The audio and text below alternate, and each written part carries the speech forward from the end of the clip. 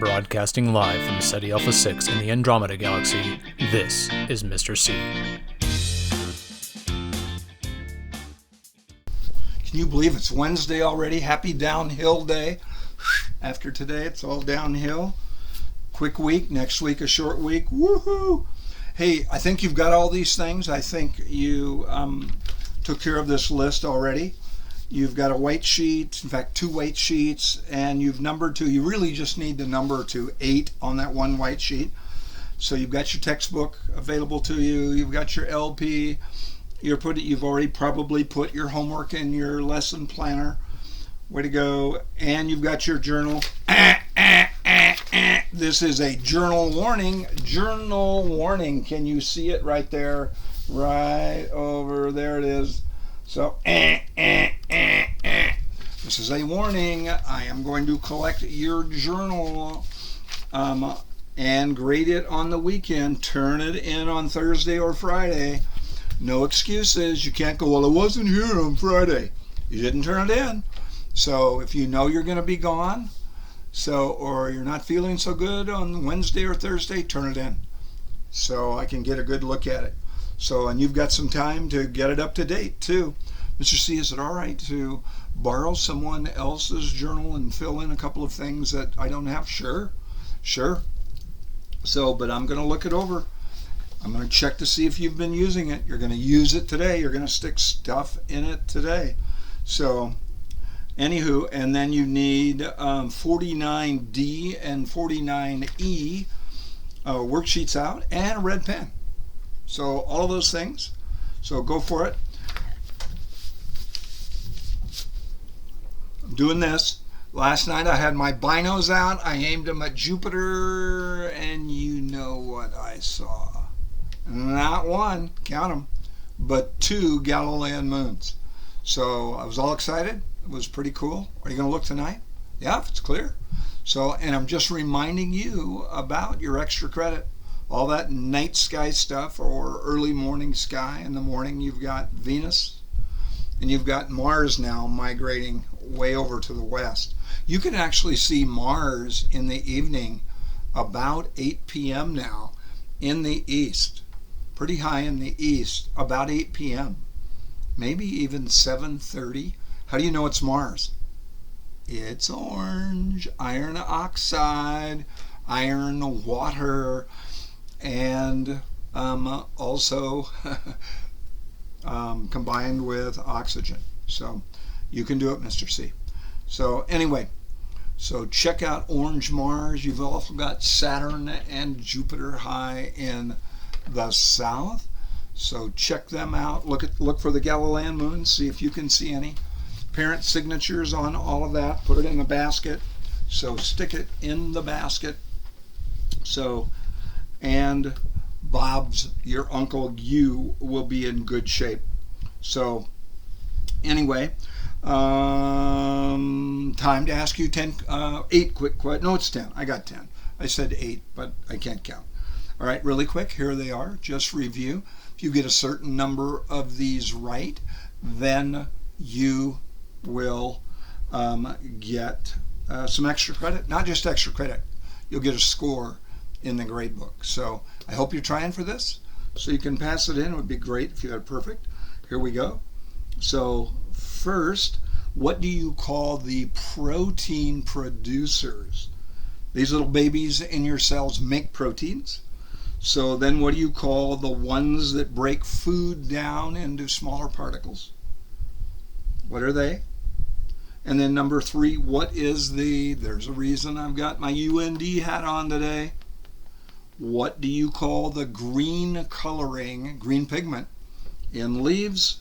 What is it called? It's number 3. Number 4, DNA's home in the cell. Where does DNA live? What's the name of the organelle? Number 5, this organelle breaks down the food that you eat and changes it into energy that your cells can use. It's number 5. Number 6, what is the outside layer of human and animal cells called? outside layer, number 6. Number 7, that outside layer is selectively permeable. What does that mean? So number 7, a bullet fact answer, please. Little short answer for number 7. Number 8 and 9, the 2 parts that cells of green plants have, that human and animal cells have. Didn't say that right. 2 parts of green plant cells that human and animal cells don't have. There we go. I think I got it right. And number 10, what do you call these little bitty parts, little machines that Jesus made to run cells, to make sure they run properly? Human and animal cells and then plant cells. What do you call those little parts, little machinery, and their level of complexity is over the top. It just screams that there's a God who made me. So that would be Jesus. So there are your questions. Don't have a lot of time to go over them. It's optional. So here you go.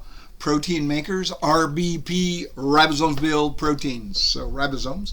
Number 2, they break down food into a kind of food that the cell can use.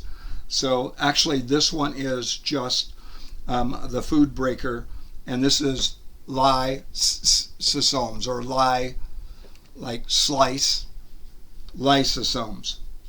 And then number 3, chlorophyll, the green coloring in plants, chlorophyll. DNA's home. Number 4, the nucleus, of course.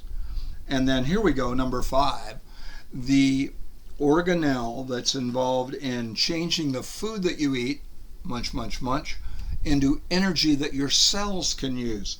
And obviously your digestive system plays a big part on the way to making that process happen. So mighty mitochondria, the mitochondria. And then number 6, cell membrane, a membrane, and they are selectively permeable. What does that mean?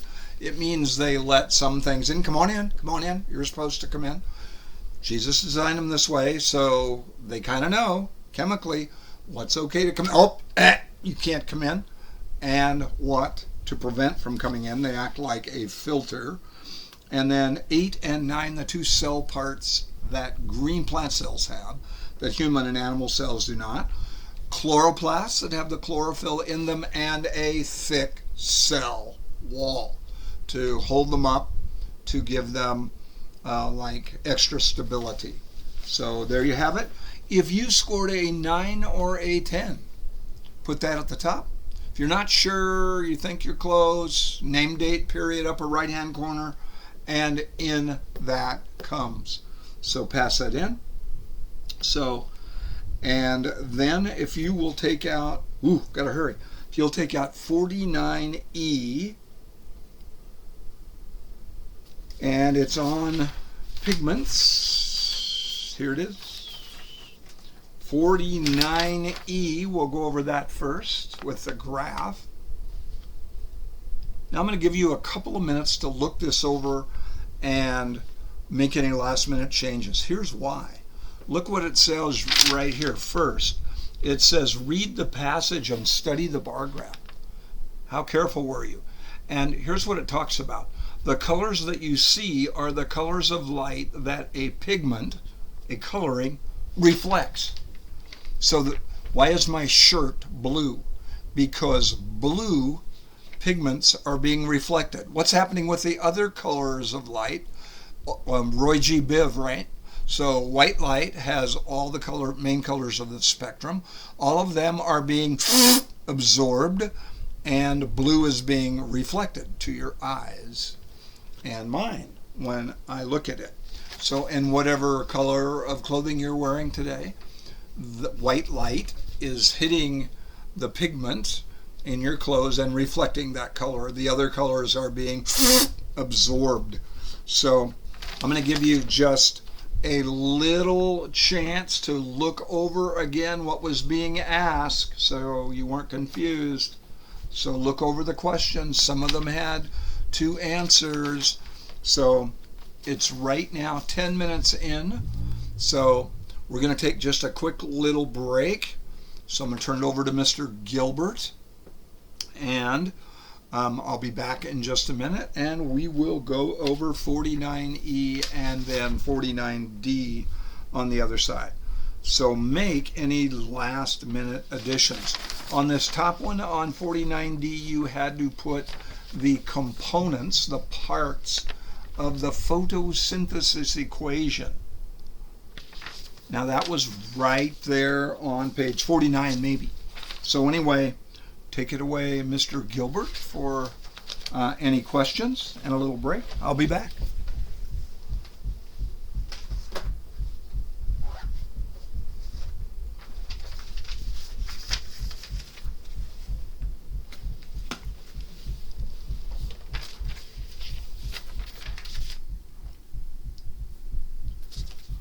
And here we go. Red pens, huh? Red pens. All right, let's grade this. Let's see how you did.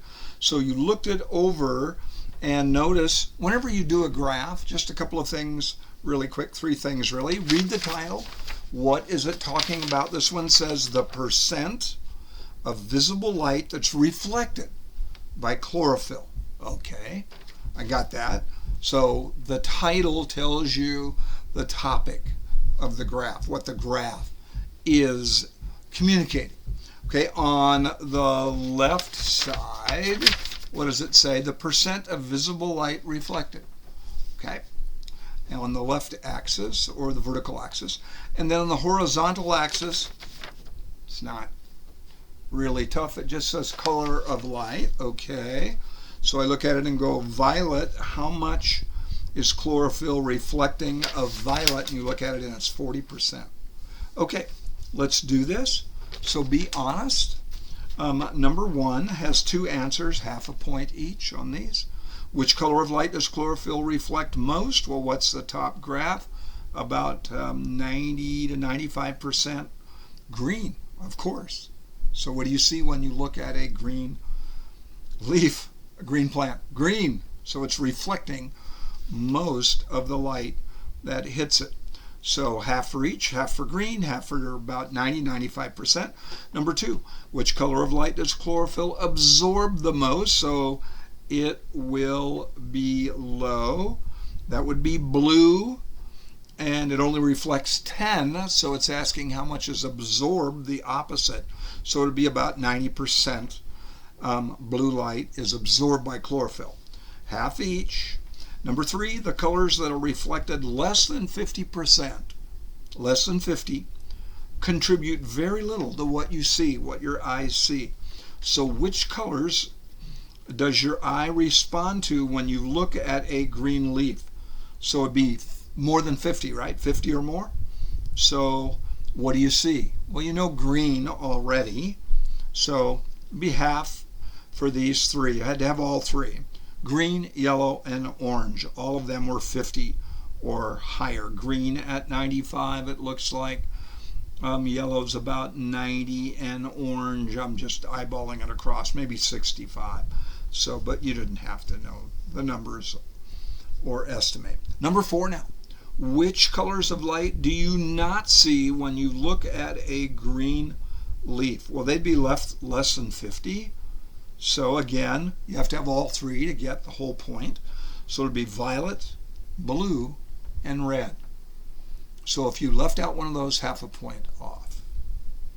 And then last, explain in your own words, if I could say words, not worms, explain in your own words how chlorophyll makes a leaf look green.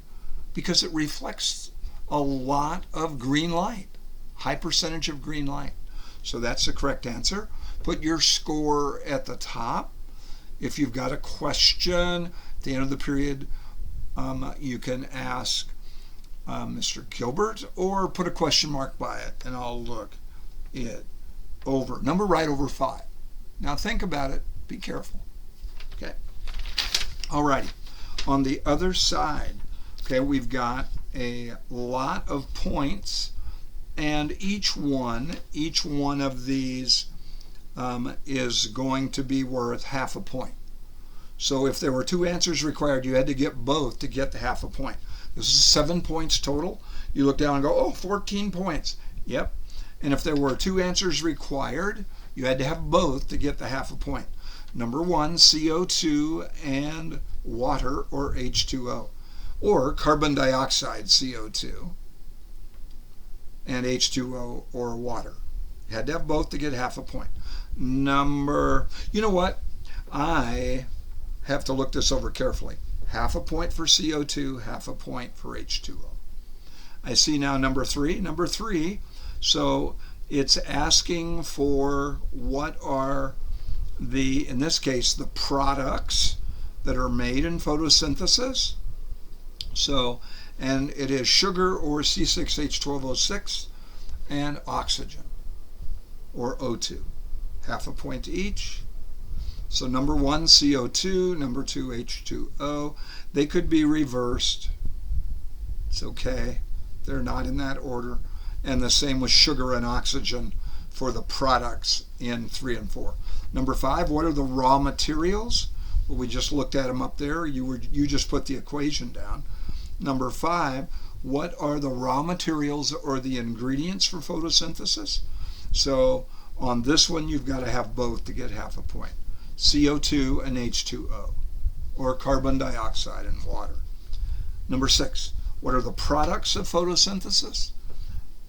The products, oxygen, or O2, and sugar, or glucose. C6H12O6 is glucose, or sugar. So again, you got to have both to get half a point. 7, why is light energy written on the left side of the equation?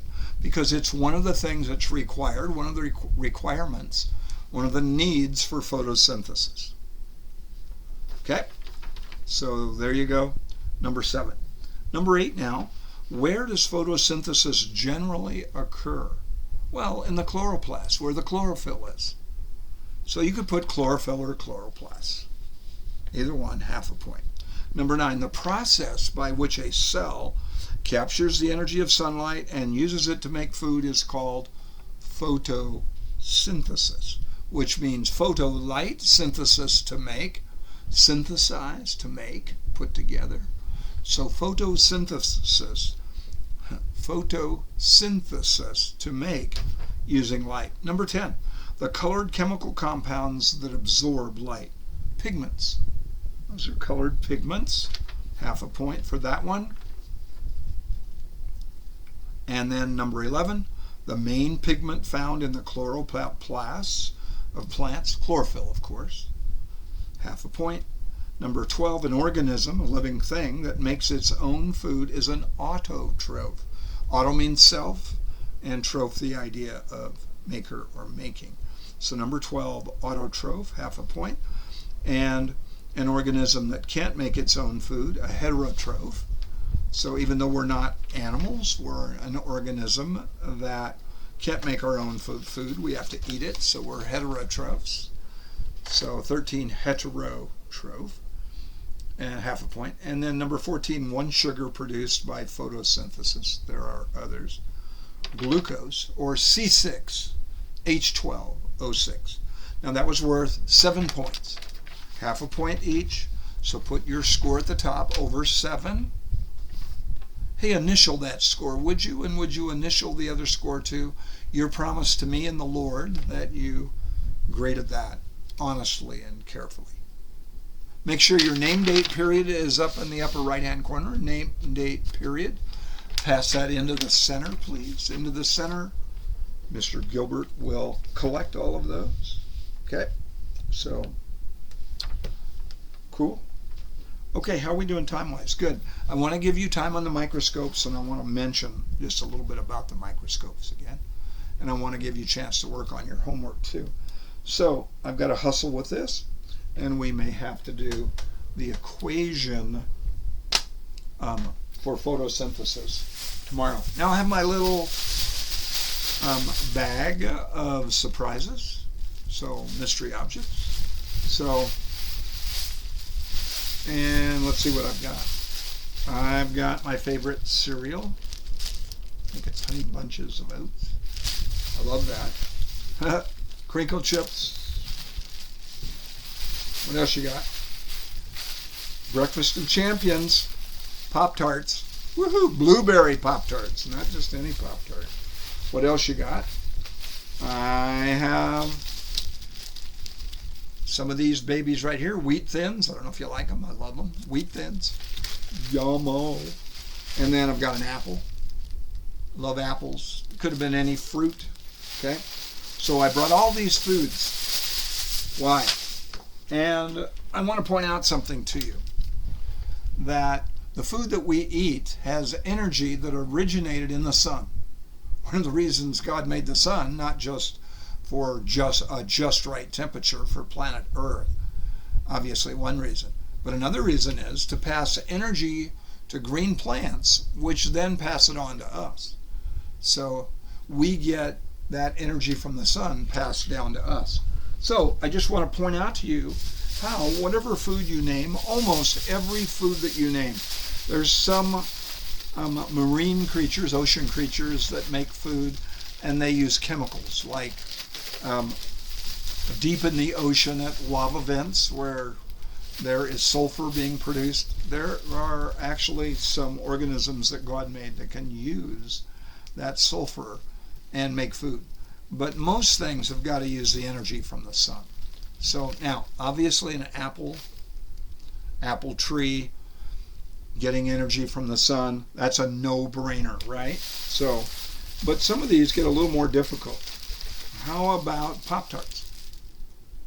Or a lot of foods that originally are made with, I need to taste this just to see if it's any good. It might be stale. You never know. Could be stale. Okay, blueberry Pop-Tart. No, it's pretty good. It doesn't seem to be stale. Okay, yeah. Well, the dough bread dough comes from plant materials, maybe seeds or other things that are mashed and then mixed up. And those plants got their energy from the sun. Wheat plant uses the sun. Easy one, huh? So here they are. Honey bunches of oats, representative of many cereals. Okay, stored energy from the sun. So oats, okay, a plant that grows in the ground, so it came from that. And did I get them all? Oh, I had chips, crinkle chips, one of my favorites. Potato chips, potato. Oh yeah, plants grow in the ground. So my point is that most of the food we eat, the energy can be traced back to the sun. So thank you, Lord, for the sun's energy that gets stored in things that we eat. Hey, Mr. C, how about your favorite hamburger? That would be either it would be an In-N-Out burger, just a plain old In-N-Out burger, or there is it is a place that we go sometimes to watch the Vikings, who aren't doing so well right now, unfortunately. I'm just like, I'm going to cry. I'm going to get a Kleenex. Lose a tear or two. But anyway, they make a cheeseburger that is to die for there. Oh, baby. The cheese from milk, cow, eats plants, energy from the sun. Okay. How about the beef in the burger, cheeseburger, or the In-N-Out burger? How about that? Where does that come from? Beef, cow, eats plants, energy stored in the plant from the sun. Okay, it's hard not to trace it back to the sun. I'm just saying. So anyway, you could, if you wanted me to, have a look at maybe a possible food that you're wondering about. Can this be traced back to the sun? You could even put it on Teams chat if you wanted to, and just go, how about this food, Mr. C? How about that one? So, give it a try. So, but anyway, kind of fun to think about. So as you're eating your next meals, think about the food you're eating and if you can trace it back to the sun. See if You know, it makes sense. You can trace it back to the sun. Hurry, Mr. C, got to get to homework. Okay, I sure do. And then I want to make a comment on the microscope. Your homework is to use this. I think I have it here. There it is. To read and highlight LS6. Just read and highlight it. And then in your journal, and I'll check for it over the weekend. In your journal, I want 8 key bullet facts on photosynthesis. I would maybe do 4 from the top, 4 from the bottom. Okay, there's a top section and a bottom section. 8 bullet facts, neat, complete bullet facts in your journal. Title at the top in your journal. Dedicate a page or two to photosynthesis. Okay, and then you could stick the equation for photosynthesis in there. And eventually, even today, you can start working on memorizing it. It's not that hard. Okay, but it's a little harder when we haven't gone over it yet. And I just ran out of time today because I want us to have time to at least do one microscope slide. Now, again, what are you looking at? You're looking at a computer chip. You've got, let's see, you've got muscle cells, human muscle cells. Have a look at them and look at their design. The Lord designed them. You've got a one-celled animal, a protozoa, called a paramecium that is dividing. That's the way they reproduce.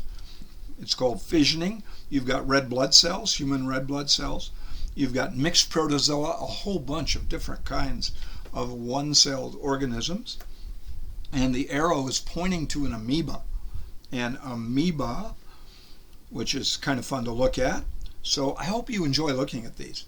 And then I've got plant cells to look at, and you can see the little white openings through which they breathe, where they send oxygen out and take in carbon dioxide. CO2 in, and they give out oxygen, O2 out. Just the reverse of us. It's not an accident. It's a God thing. It's a cool cycle. We're O2 in, CO2 out. We give them carbon dioxide. So pretty cool. And then let's see, you've got MS7, the rope fibers. And then number 8 is a hydra. That's a stinging cell organism. It has tentacles, little tentacles, microscopic tentacles.